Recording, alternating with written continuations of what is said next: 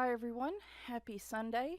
So I am coloring out of the Birds Color by Number book by George Toufexis. I'm doing this for my one of my tags this month, Alphabet Color 2022B. This is also a Bluejay, so we gotta it hits the mark in a few places. I if you have this book and you see the completed thumbnails, I love the color palette on this one. This is a very autumny picture with a lot of bright reds and oranges and some little purples thrown in along with the blues on the Bluejay. So I just color wise this is one of my favorite kind of palettes. So um I am using my towel tree markers as I usually do. You guys seem to really like these, so I typically try to do at least one George Toufexis picture a month. And I was kind of torn because I did receive Endless Summer this week, which is his newest release. I'll put a card up here so that if you haven't seen that flip through, you can go take a look at it. I am working on a picture in that, but to be honest, I am kind of tired today. This is Sunday morning. And I don't know if I'm going to finish that picture today or not. And so I already had the footage for this one. So I thought, especially because I hadn't colored in this one before either, that we would just go with this one. So I will work on the Endless Summer picture offline, but I'm sure I will post it to Instagram sometime this next week. So I hope everyone is doing well. I hope you're having a good weekend. Mine is just I'm in a weird mood and I don't know what's what. So I don't know if I will talk this entire time or not. I've said that before.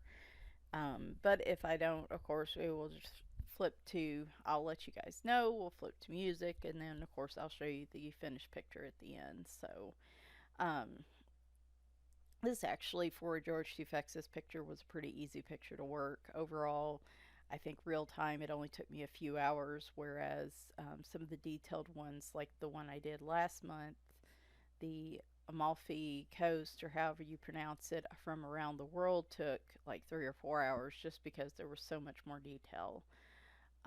This one, it doesn't look like the Birds book is as detailed as some of the others. This may have been one of his earlier published books. This is 2015, yep. But it's still, I mean, it's still pretty complicated. So,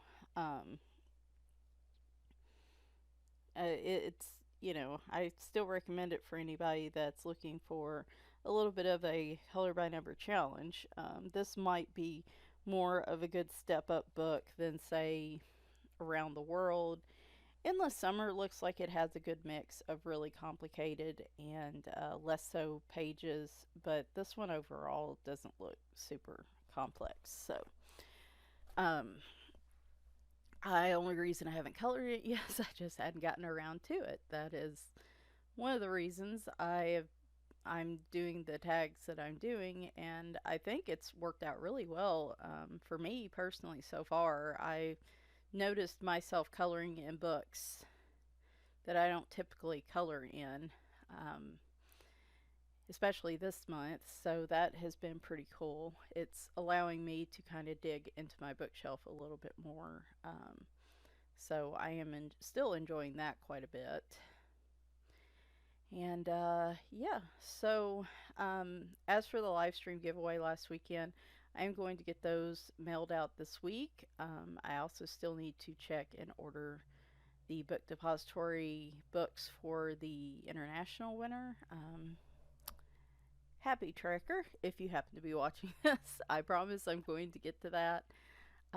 It was, like I said, it was just a weird week. So I haven't had a ton happen over the last few weeks. But,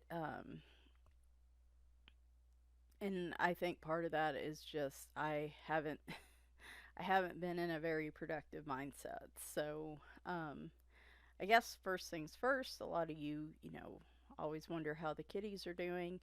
They're doing really well. I actually had to go get some more of Bagheera's insulin and his thyroid med yesterday from the vet, and that's like the first time I've seen them since either early December or November, which is a pretty long stretch in this house for considering the age and health issues that most of the cats have. That's actually been a pretty good long while um, to see them. Now I've had a couple med refills since then, but I have not wanted to drive up there, so I've gotten lazy and asked them to mail it to me. So that's one of the reasons I hadn't seen them. But I also had to go get some cat food yesterday because normally I order their food through Chewy and or Amazon depending on who has what in stock. Because if you have cats and your cats are picky eaters, then you're probably well aware of the still ongoing cat food issues that are out there in terms of stock. And I keep seeing it's an issue with the aluminum and stuff like that. But my question is, why cat food canned but not dog food canned? So I don't know. Maybe it's just wet cat food is bought more frequently than wet dog food. I don't know, but it just seems bizarre that it would specifically be the cat food and not the dog food. So anyway, even I used to be able to order through Chewy and get it within 2 or 3 days, but even they have slowed down on their delivery. They just, like, I put in the order Wednesday. I think they just shipped some of it out yesterday, and they're saying it's not going to get here till like Wednesday or Thursday, which is weirdly unusual for them.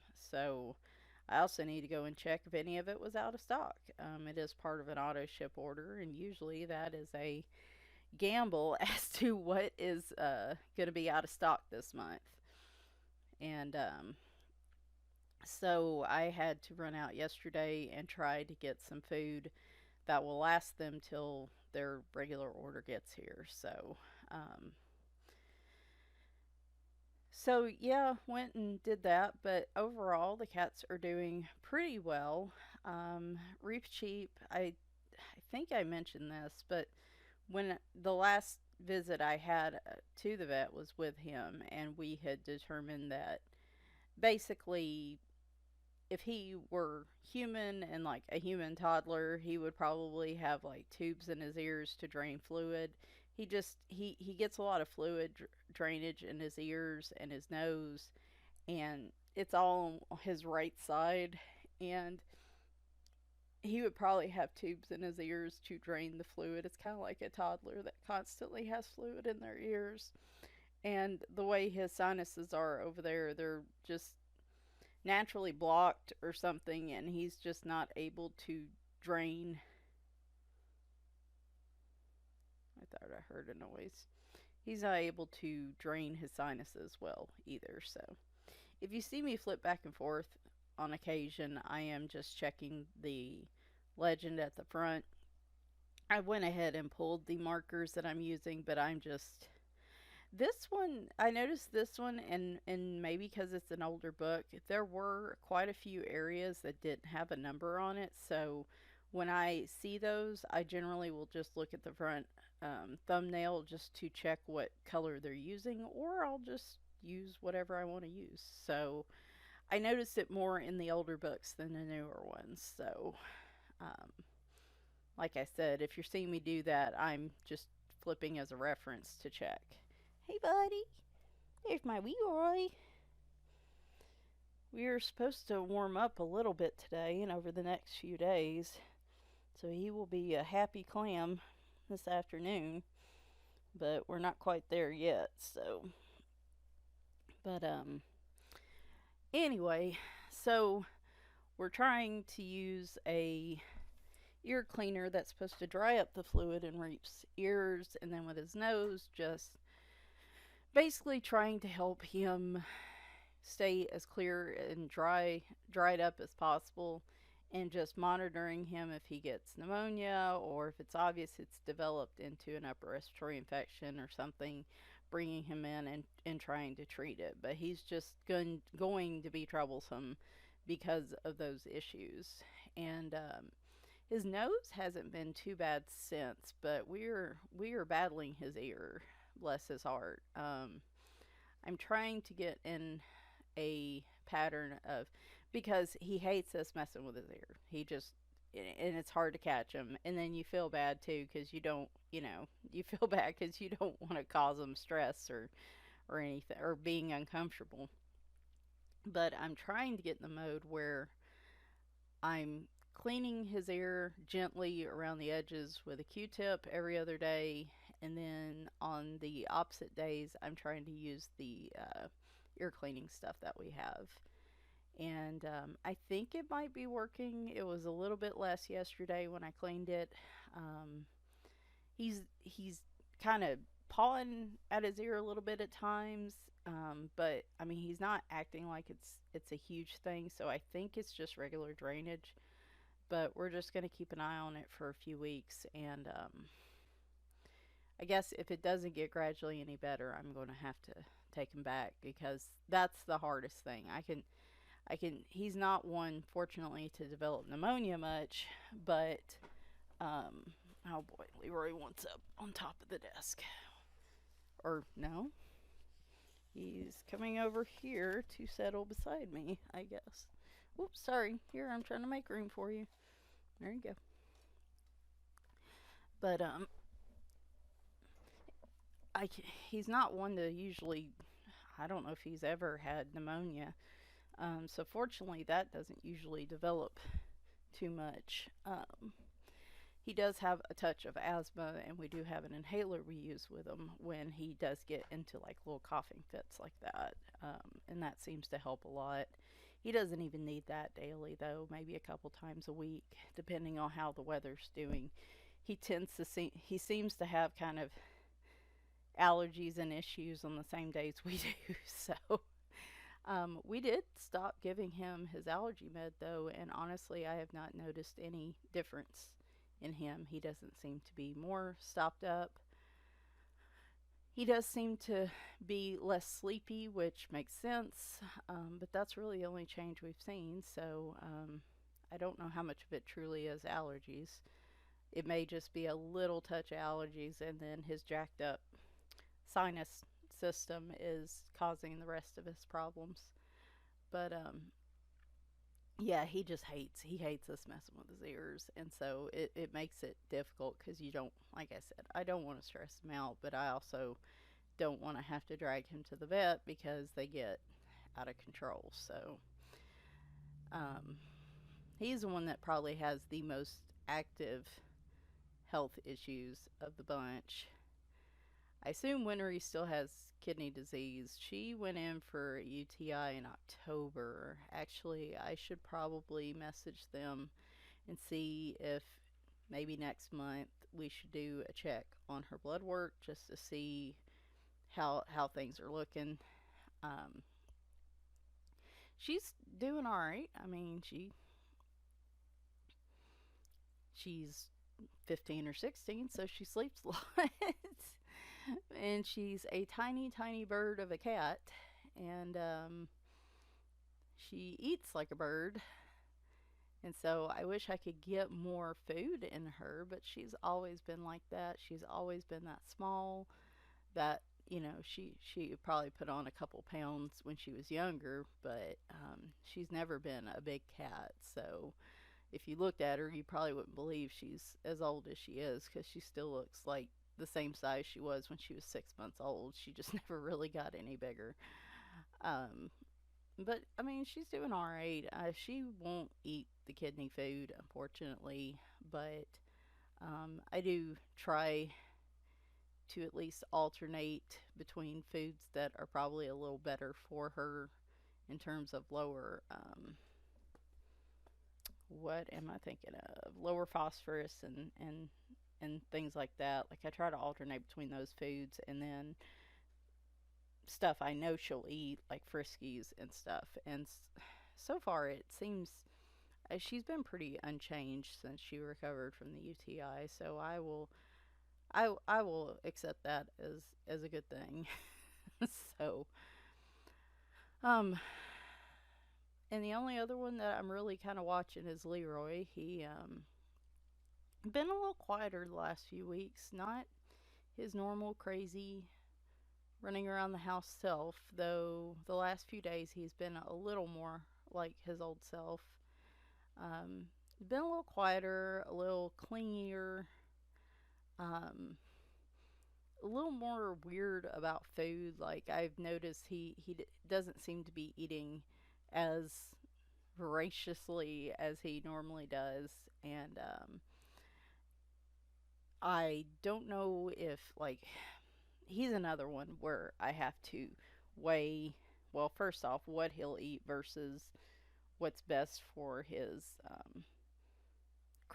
he has crystals in his urine and his bladder, so I have to kind of find a happy medium between what he'll eat, what's in stock for him, and what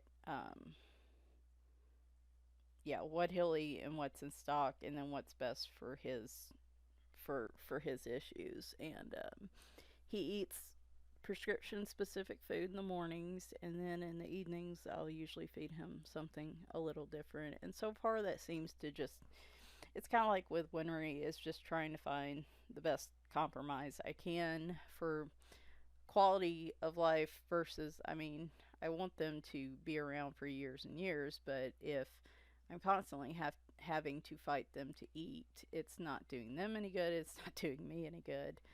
um, and so far that seems to be working pretty well. Usually I can tell if he is having issues, like if he's feeling uncomfortable in that regard, because he usually will pull out the fur down towards his tail. He'll sit there and tug out little pieces of fur. That's usually when I can tell he's really stressed or uncomfortable and it's kind of riled up. And I haven't seen him doing that very much in the last few weeks. So I think we're doing well enough there. I'm more concerned with his teeth. He has, oh my gosh,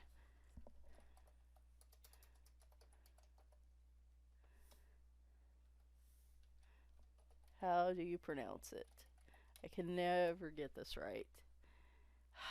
It's not going to tell me. Hang on. Come on, Google. Stomatitis. There you go. Stomatitis. I don't know. It's all the T's in that word really throw me off. But stomatitis in cats is basically where they have constant flare. It's kind of like an autoimmune, I guess, where they have constant inflammation in their mouth. They get infections, it like really inflames. It's very painful for cats, and most of the time, it can result in, if it's painful enough, they won't eat, and most of the time you have to end up removing like most, if not all, of their teeth over the course of their lifetime. Don't really know what causes it. Actually, I know of another cat that had it, which I'll talk about in a minute. It's not one of mine. But he had to have 4 teeth removed last year, and he's only like 4. So that's what I worry more about, because I just worry he might be a little more painful around his mouth. Like maybe he's got some inflammation. I think antibiotics or steroids is the usual treatment, just to try to get the inflammation down, and then, like I said, removal if absolutely necessary. So, um, I mean, normally he gets amitriptyline a couple times a day. It helps with him feeling more comfortable with his bladder, and it also helps him chill out. Low stress is one of those things that we're striving for, because any sort of stress levels with him will increase his likelihood of bladder crystals and cause a blockage. So the goal is, of course, to make sure he has as low stress as possible, and that medication helps with that some. He gets like the liquid at night, which he hates, and then he gets the ear med in the morning. I'd give him the ear med all the time, but more than once a day it causes irritation. So, and he refuses, he can't get a pill in his mouth. So, it's liquid. We've found a happy medium. But the weird thing is, I haven't had to give him the medication much in the last week because he's been pretty chill.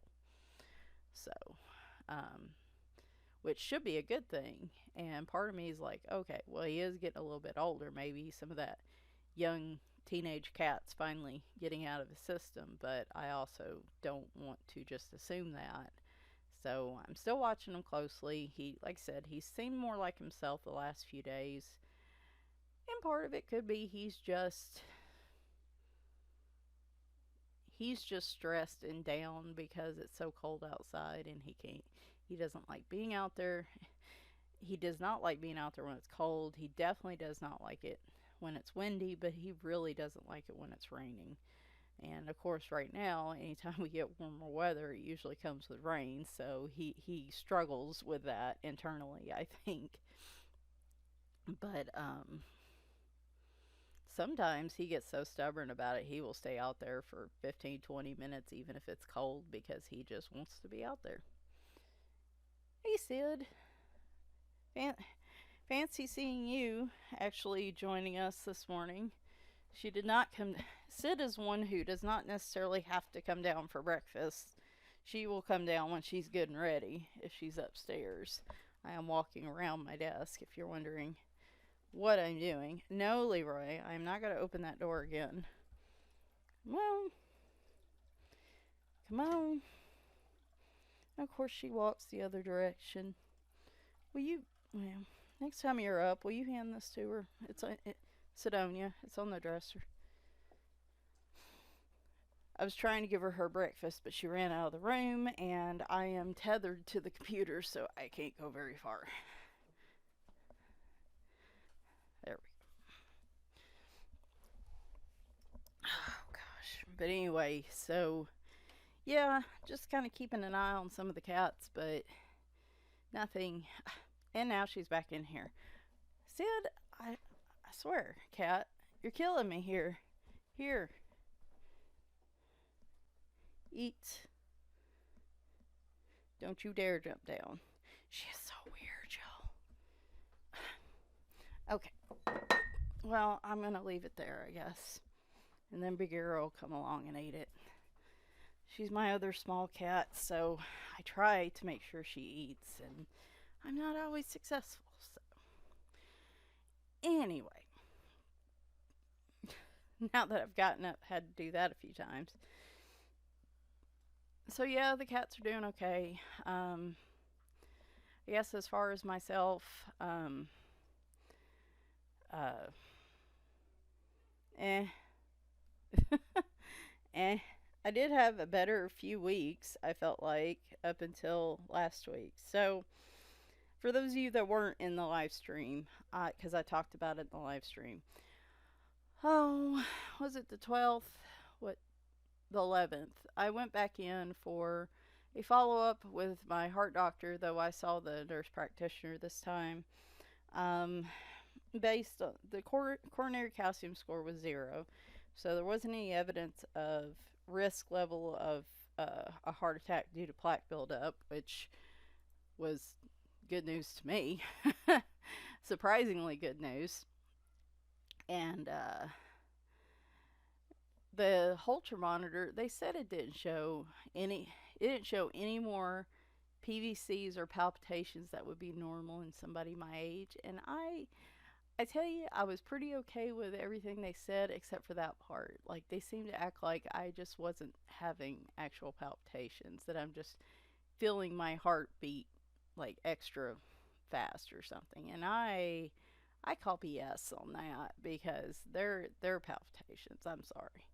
I The reason why I don't think that monitor picked up more is because he changed my medication the same time he gave me the monitor. He didn't tell me to wait a week before starting it. So I don't know. But anyway, the monitor didn't show anything else concerning. She sat there and did like an actual real just long listen to my heart just to make sure she didn't pick up any sort of murmur or anything.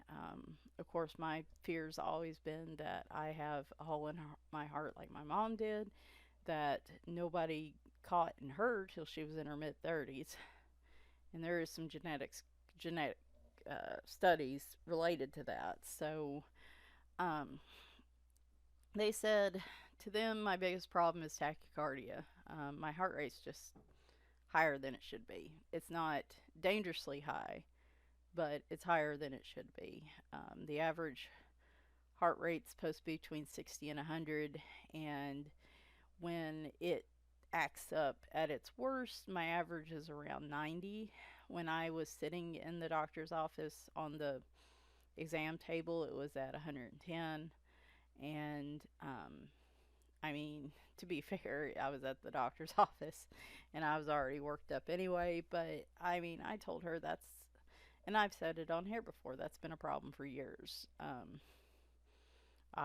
My heart rate always seems to run a little higher than it should. If I just get up and walk across the room, it could jump from 96 to 110. Um, and For seemingly no reason. And when I got my Fitbit last year, one I was mostly to track my sleep, but one help has been tracking my heart rate because I realized my resting heart rate was weirdly high, and I would go through periods where it would be near 90 most days, and then it seems like it'll do that for 2, 3, 4 weeks, and then it'll settle back down into like the mid to low 80s. And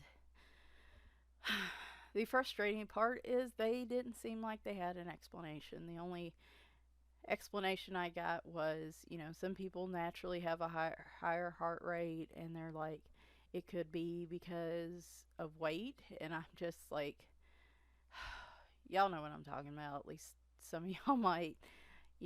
It. If I had a nickel for every time somebody's like, I don't know what's causing this, so we're just gonna blame your weight. Like I wouldn't have to worry about my deductible. Let's just say that. And yes, I know that probably has some to do with it, but I also call BS on that because even when I was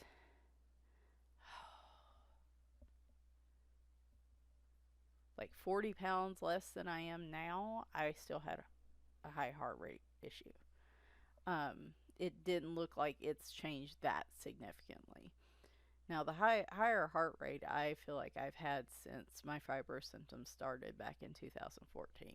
So, like I said, that's been an issue for years. Feeling that weird extra heat that I get, like in my face and my chest and stuff, like went along with it. And again, I explain that to people, and they just look at me like, well, we don't know why. And I'm like, well, thank you so much. I love paying thousands of dollars for experts to tell me they don't know. And instead of saying, hey, I will help you find answers, they're just like, we don't know, so we're going to throw some medicine at you and hope it works. Just kind of over that. At the end of the day, I would rather somebody be able to look at it and be like, oh, okay, this is the problem. And it might be that it's a problem that can't be cured. I'm guessing it's not.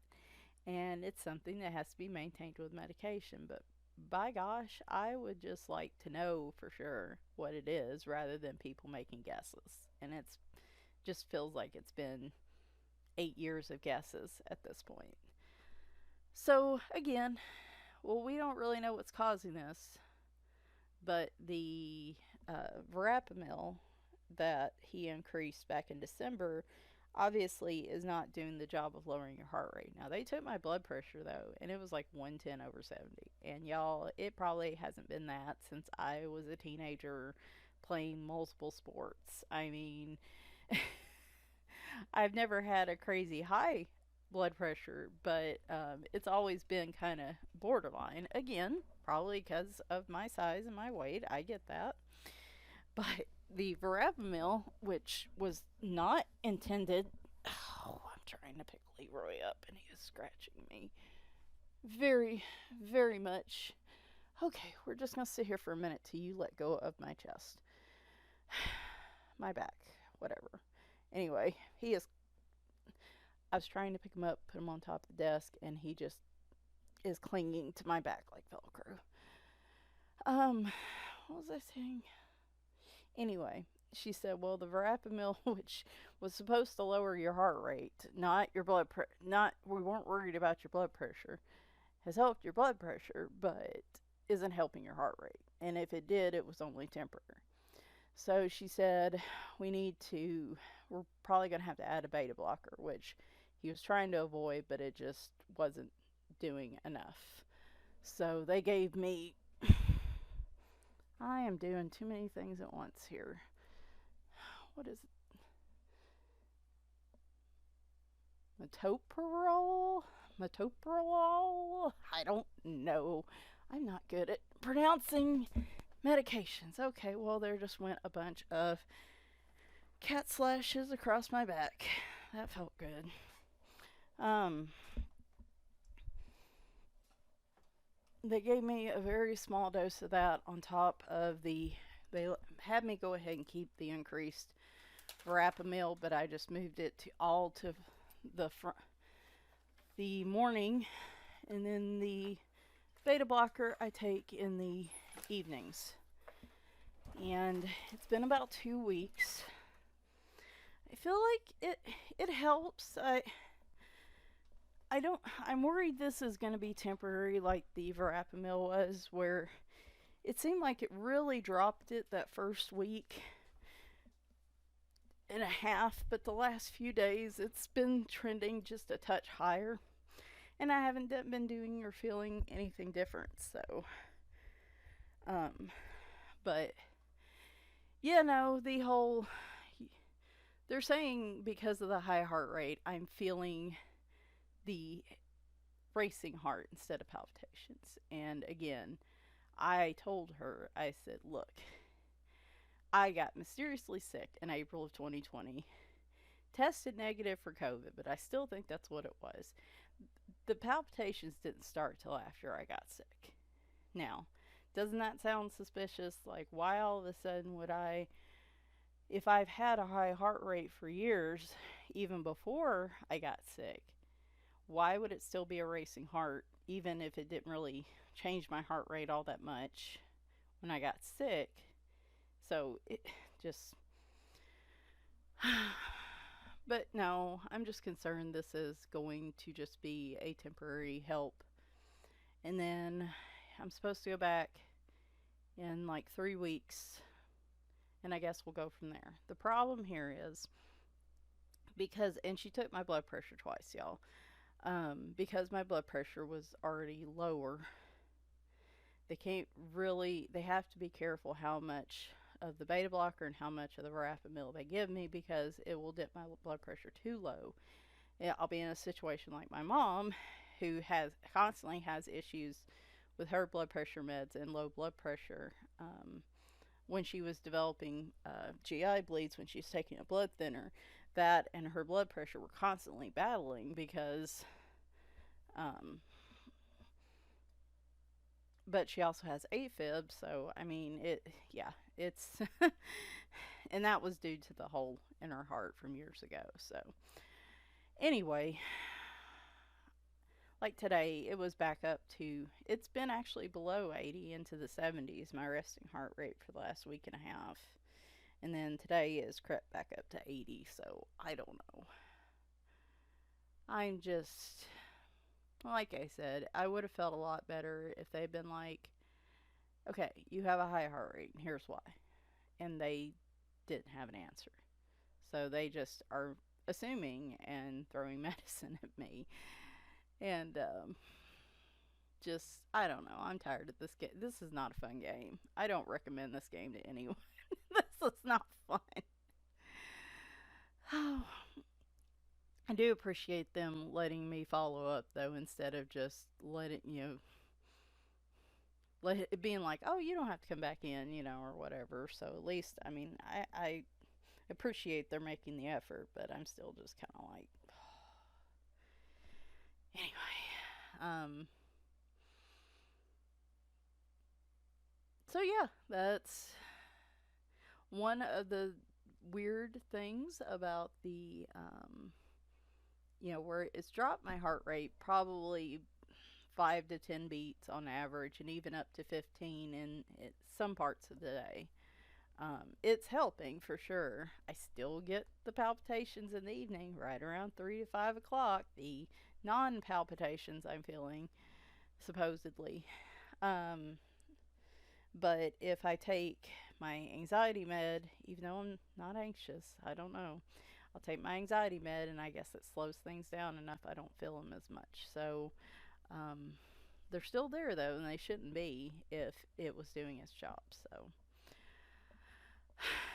I don't know, guys. I'm just beyond frustrated. We're gonna see how things fly over the next few months, and you know, I'm gonna make a full effort because this heart doctor is the one my mom sees, and she thinks the world of him, and I do too. So I mean, I don't think I could do much better than him at this point, but I don't.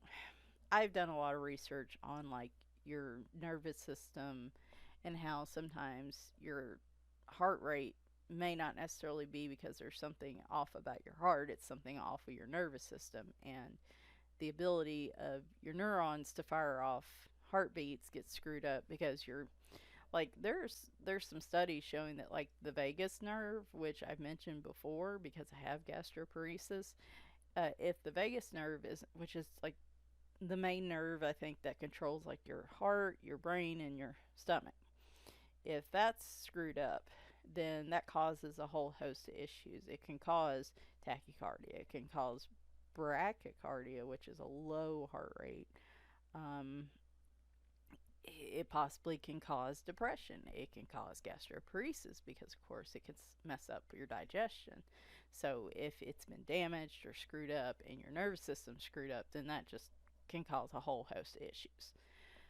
They're not neurologists, though, they're heart doctors. So, I don't know. That might be a conversation to have here in a few weeks. If this still seems like it's only a temporary fix, that might be a conversation we have. And I don't know, maybe they can refer me or something if they think so. But I think if I hit my deductible this year and I am still not pleased with how things are looking, I may start looking in Nashville to see if I can get a second opinion um, with like another rheumatologist or somebody that maybe can look at my conditions as a whole and have an idea, because I feel like I don't know, just in my gut I have this feeling is that I have all these different issues. Like I have the gastroparesis, which is being treated by my gastro doctor. I have um, fibromyalgia and depression and insomnia, which is all being treated by my general practitioner and my rheumatologist. But then now I also have tachycardia, which is being managed by a heart doctor. And I don't know, I just have this feeling that it's all connected somehow.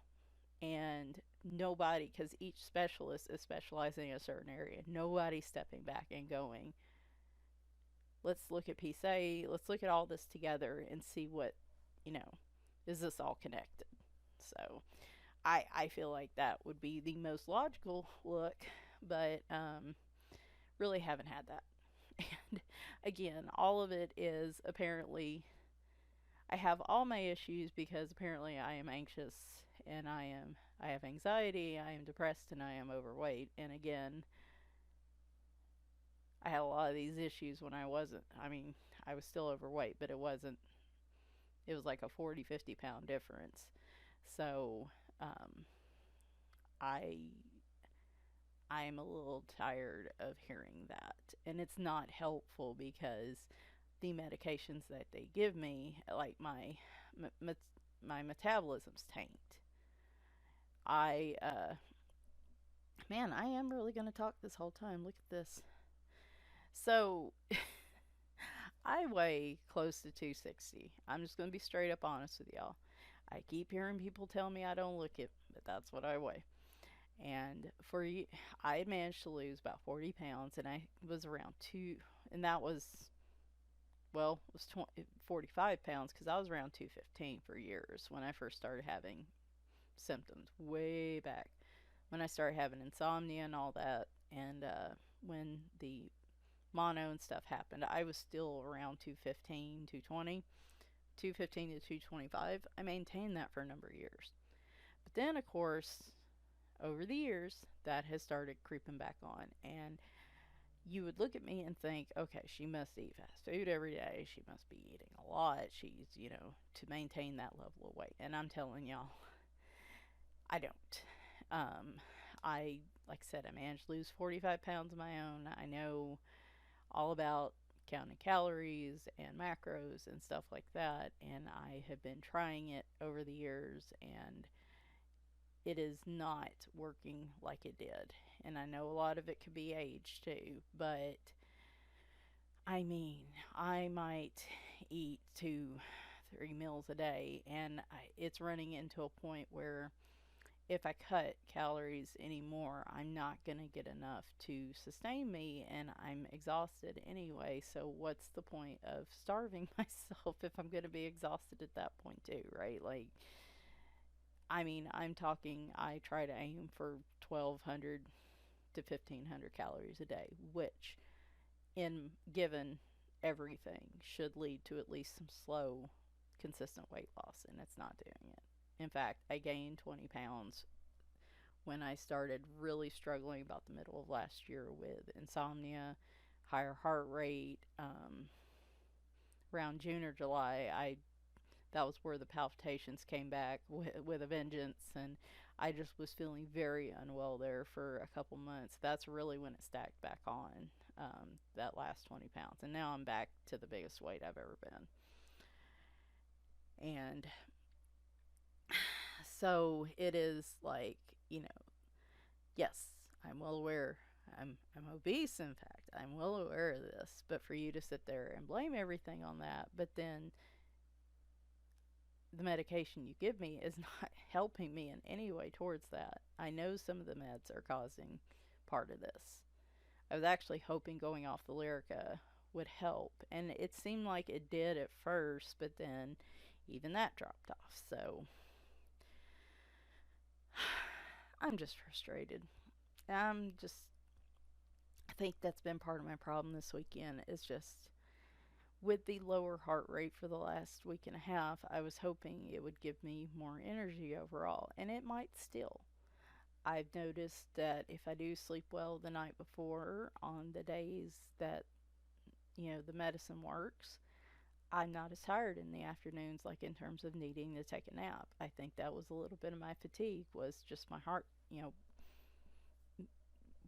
trying to work itself to death during the day. So, but my body's also like, when the heart rate's lower, it's like, oh, she must be at rest.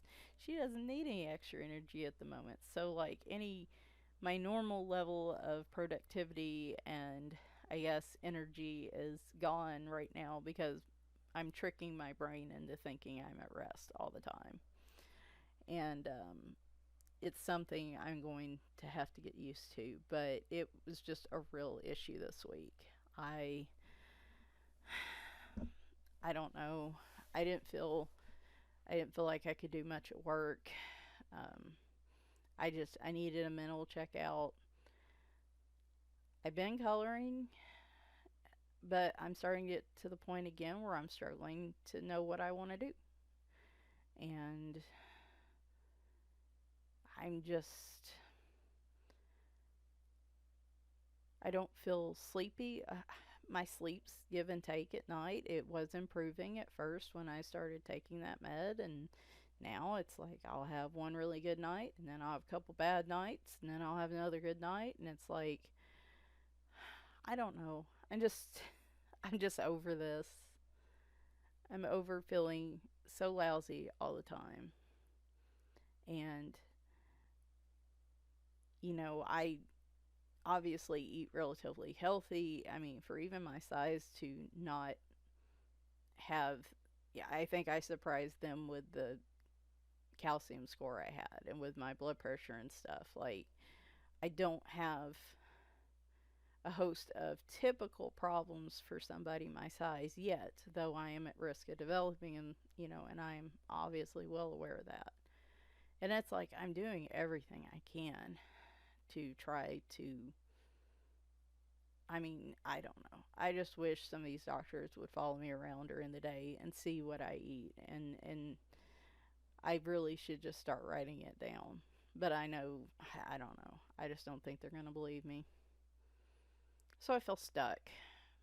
I was hoping the heart doctor could give me some answers, and it didn't. And again, I'm just feeling stuck. And I'm just, now I'm going to tear up.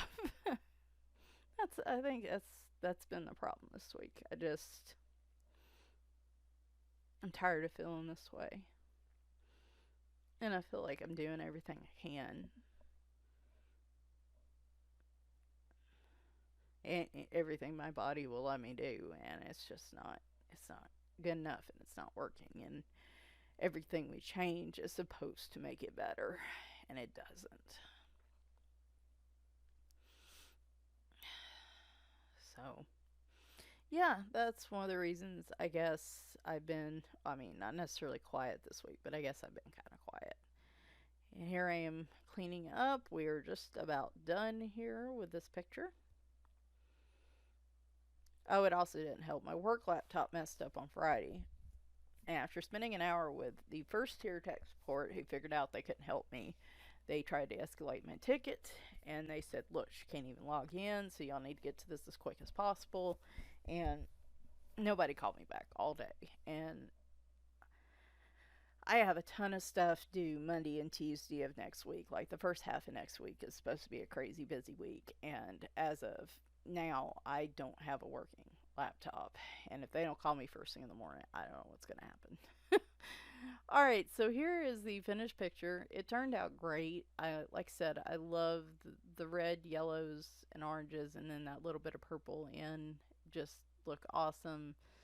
Um, I don't know, the like I said, the colors on this one really drew me, and this one, like I said, doesn't seem as complex as some of his other color by numbers. So if you like his work, but you some of it's a little overwhelming, this might be a good one of his to get. Um, Geez, I did not totally expect to be crying on this, um, but yeah, just I don't know, guys. I don't know. But anyway, so yeah, I did talk the whole time. What do you know? I guess I needed to. My my new therapist, I don't know, y'all. I don't feel the connection with her I felt with my old one. I'm still gonna try to give her a few months, but I might have to look for somebody else. Maybe that's part of it. It's just I'm not getting the help there that I usually get. Um, in terms of what I've been doing, watching, reading, whatever besides coloring, not really much.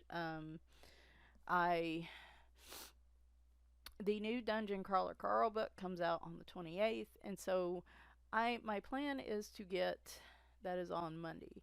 My plan is to get my supply and haul video out on Friday, and then my completed pages on Sunday, because when that comes out, that will be the priority. I will not be coloring until I finish reading that book. I've been waiting for it, and it's a big one, so it's going to take a while. I've been kind of listening and reading some other lit RPGs since then. For like dystopian end of world stuff, Jacqueline Druga has some new stuff out. If you like the little snackable, I know we're living the post apocalyptic stuff just doesn't have the same, it doesn't hit the same ever since COVID started, because the people in these books react with reason and logic, and it's just I don't know, it will be I've said before, it'll be interesting to see how dystopian writers change their how they write in their genre over the next few years, because it really is a work of fiction now, all the older books, because I just don't believe humanity would be that smart after seeing, real world problems actually come down. But if you do like snackable different types of dystopia books, I meaning this not a whole series, it's just one little book and a quick easy read. That's what I like to call snackable. Jacqueline Druga is a good choice for that. I've been listening to, in terms of lit RPG, Jake's Magical Market, which has been all right. Hasn't really kept my interest. And I don't think it's a fault of the books. I think it's just a fault of where I'm at mentally. I used to just soak up books, like so many. I could go back and probably read most of the dystopian lit RPG books I've read in the past, and I wouldn't remember most of the plot because I've just read through so many, stinking many, I can't keep up with it. But I've noticed in the last 6 months, I'm struggling more with keeping connected to a book series, or even a really long book. Dungeon Crawler Carl being the exception there, and I think that's why I love it so much. And again, frustrating because reading's always been like a huge part of me and a huge part of my life, more so than I think anything else. Video games. I mean, I've been a huge reader since I was in like the fourth grade. That's really, when in our generation we were kids, we got the like free personal pan pizzas. You remember in elementary school they would have like reading goals in the class of how many you read so many books and you got a personal pan pizza from Pizza Hut. I blew away. I think I read like 100. It was like 120 books or something. So for like a fourth grader, that was gigantic. And I ate a lot of pizza in my youth because of it. But really, that's what sparked it. And ever since like fourth grade, I've always reading has always been my main love, like above all else, and that's saying a lot. And it's been a little frustrating that even in the last 6 months, I've struggled with keeping interest with that. So, um, yeah, I think part of it, it's just losing that. When you lose those things that you feel like make you you, I guess, like, or when you lose interest in them or something, like it's scary, right? Like the person, the things you've always looked at that resonate with you, that make up you, right? Like I'm a crazy cat lady. I always love to read. Those are definitely two aspects of my personality that I feel like make up me. And losing losing my cats has not just been losing my family, but each time they go, it feels like they take a little piece of me with them, which is the case anyway because I see them as family. But also, they're taking a little bit of what makes me me with them because then I don't have quite as many cats, and that sounds weird. Hopefully, y'all understand what I'm saying there. But reading's the same way. That's always been a part of me since I was a kid, and so to lose the ability to be sucked into a book like I used to be is disturbing.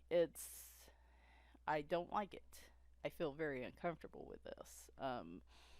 So I don't know. Maybe this is all part of it too. Some good note taking for my next therapy session. That's for sure.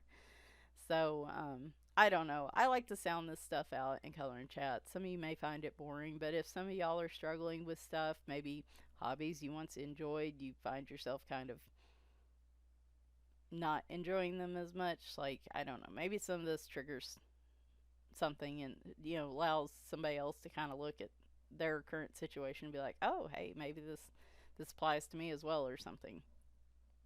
My introspection can benefit somebody else, then I'm perfectly okay with unpacking it here on video. Um, but right now I am, let's see, An Old Man's Journey. I think I mentioned that. That was a one-off book, I think, lit RPG where like this who turns out to be the oldest guy in the world logs into a video game. It's different than most lit RPG, but it was interesting.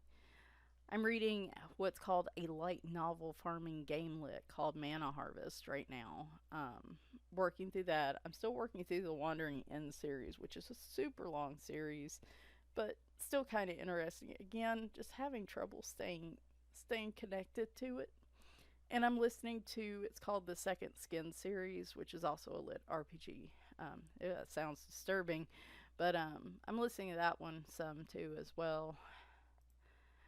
I've found that when I really am just struggling, just even just sitting there and listening to the audiobook, sometimes is all I can do. So, the audiobooks have helped me keep interest. Oh, have helped me a little bit with keeping my interest more in books. So, we are watching Space Force on Netflix. We got done. We watched the last season of Disenchanted, which dropped recently, which was good. Um, we finished. Oh, we finished Lost in Space, and it was fantastic, and it wraps up at the end so nicely. So no, you're not left with a cliffhanger, and it was a great show, and we will definitely be watching that one over and over again. And then Space Force is alright. Um, it's funny, but it's almost. I like Steve Carell okay, but sometimes his humor that's very loud and obnoxious type of humor is not my kind of humor. It seems like it's been toned down a bit as the season goes on, so we're gonna keep with it. The second season just dropped on that, so might try The Witcher after that. Netflix is about to go up in their subscriptions, so prices. So we are actually trying to work our way through our Netflix queue because we want to cancel it for a while. But yeah, that has been about it. Nothing super exciting happening around here. Just mostly me being down, but for different reasons, I guess now, and just I don't know. I'm just angry and frustrated. I think more than I am necessarily depressed, but I just don't know any way out of. I just don't feel like there's any way out of this, and I just it gets so exhausting to keep trying. I went and bought some cereal. Like kids breakfast cereal is my go-to when I'm really struggling. And I hadn't brought a bag in this house in probably 6 months. I mean, y'all, the most desserty, sugary thing in this house for months has been apples and peanut butter. That's been like my thing I allow me. And yes, peanut butter is high in calories, but I don't go crazy with it either. So, and I went and bought a bag of cinnamon toasters this weekend because I was just tired of, I don't know. I was just tired of it trying and not making any progress, it seems, in any aspect of my physical health. And I was like, I'm just going to let it go for a few days because I'm just frustrated. So, anyway, all right. So, yep, if you want to give away, I will be sending out emails next week, hopefully around the middle to the end of the week. Though if I can't log into my work laptop for a few days, might be going ahead and getting that out of the way because once I am able to log into work, it is going to be head down for the week, and I think part of me is dreading that. So, all right, guys, I hope you've enjoyed um, seeing this. Like I said, I ended up talking way more than I thought I was going to, so it all worked out for everyone. But we're hanging in there, I guess. We're hanging in there. So, thanks guys for watching. I will be back on Tuesday with hopefully the new release from Marjorie Sarnett, Farm Sweet Farm. I'm not going to do a demo on Tuesday. I don't have anything already recorded, and where I am mentally, I just don't think I'm going to be ready to do something Tuesday. So you'll get the flip through that. Next Friday will be my coloring and supply haul for the month, which will be a substantial one. And then the following Sunday will be my completed pages for the month. Just as an FYI of what's going down this next week. So, y'all take care. Hope you have a great rest of the weekend and talk to you soon. Bye for now.